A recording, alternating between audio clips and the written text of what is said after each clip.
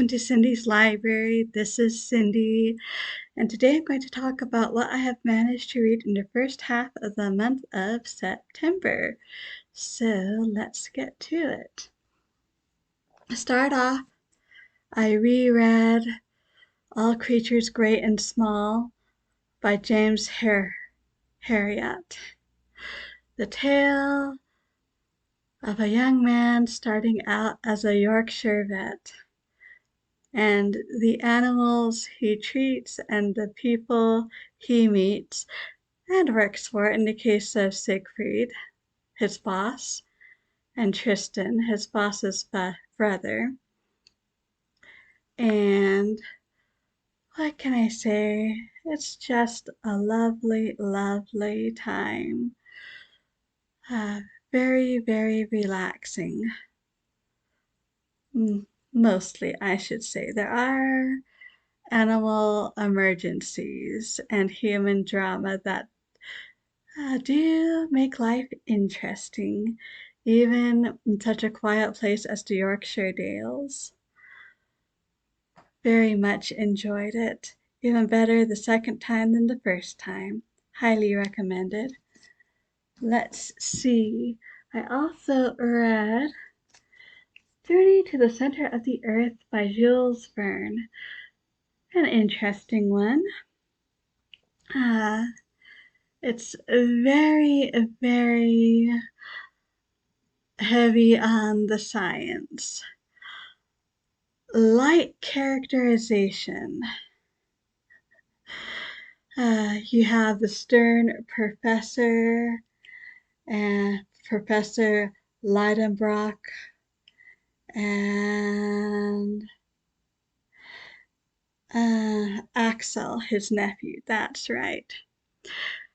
Axel doesn't particularly crave adventures, it seems, especially not of this sort, but his uncle, the eminent geologist and scientist, he also collects rare books, and when he finds a clue, a piece of paper in a rare book, well, poor Axel's quiet life is over.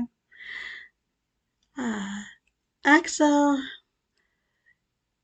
he mostly acts reluctantly, although there are a couple of instances where he does not. In fact, he charges full on ahead. And the professor is mostly very, very stern. Although when Axel is truly in danger, he does manage to show a bit of sentiment. Beyond that, it was interesting. I'm not sure it's for everyone. The characterization seems a bit thin to me. Not that there are that many characters overall, since they do spend most of their time in the center of the earth, to be fair. Also, from a scientific point of view, because it's obvious that for the most part Jules Verne is trying to be very scientific about strata of rock and what would be found there, and different time periods the rocks would have come from and things like that. It would be interesting to see how closely it matches with what we know today. Sorry about that. So let's see. I also read Tree and Leaf, specifically Tolkien's seminal essay. It's not very viewable, but you can kind of see the title there. That's a little better. On fairy stories.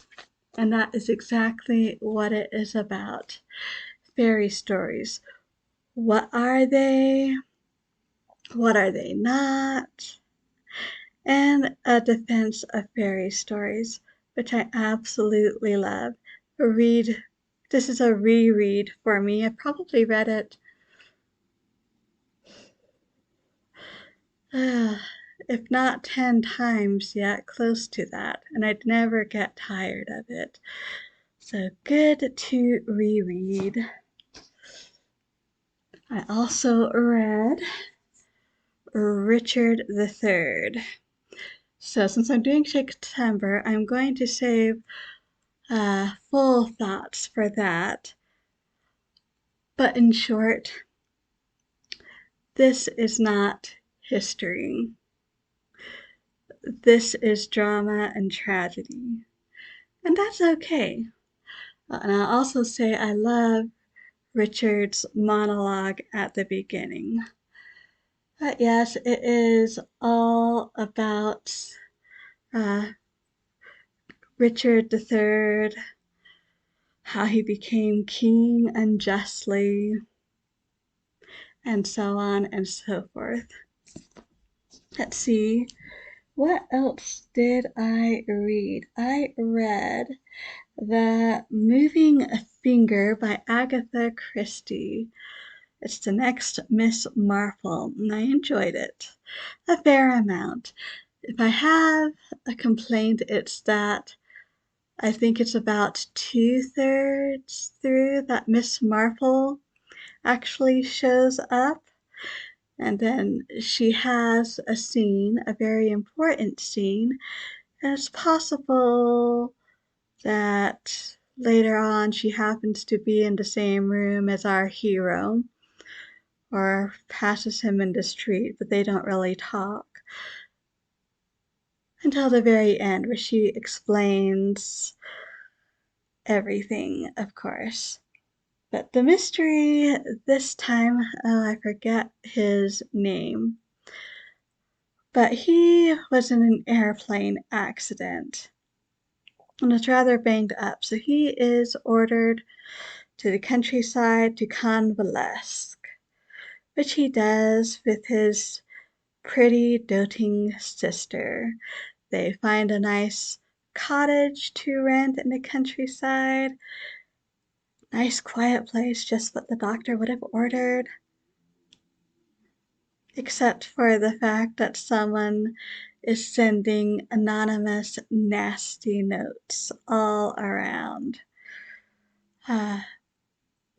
There does end up being a few people who are exempt, but less than a handful.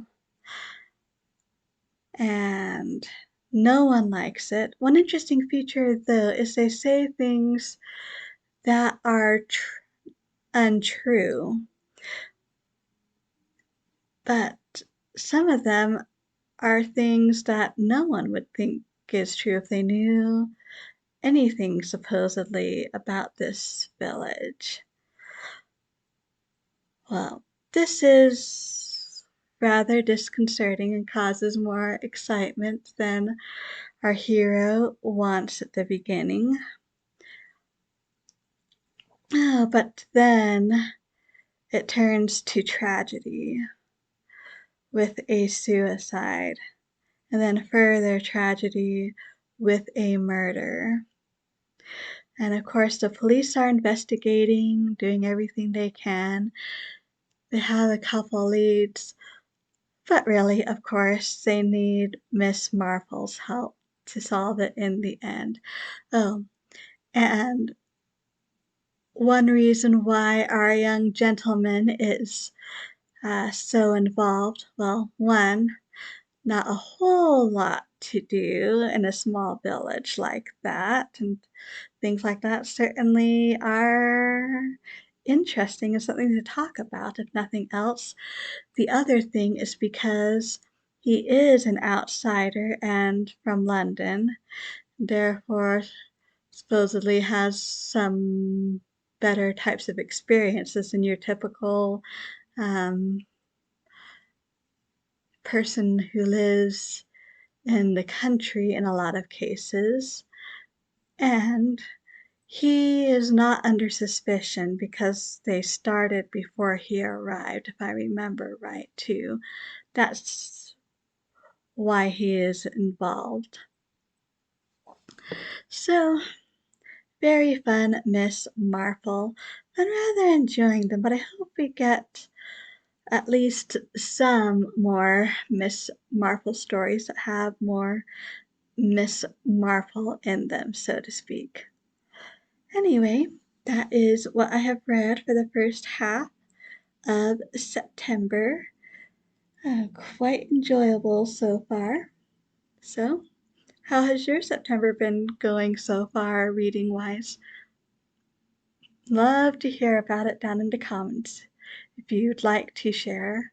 Thank you so much for stopping by. I truly do appreciate it. So, until next time, we all stay safe and healthy, and as always, happy reading.